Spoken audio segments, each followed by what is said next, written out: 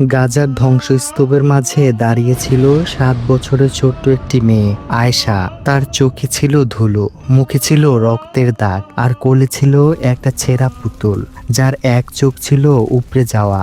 বাবা নেই, মা নেই, ভাইয়ের রক্ত শুকিয়ে গিয়েছিল তার ছোট্ট হাতের উপর। বোমা পড়ছিল যখন, আয়েশা তখন কেবল খেলা করছিল।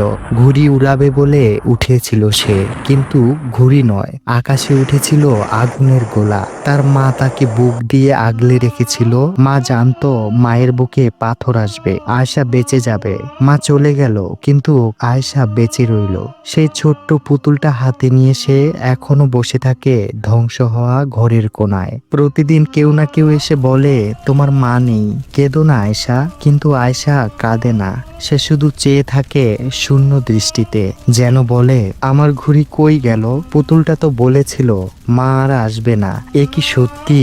ও তো মিথ্যে বলে না।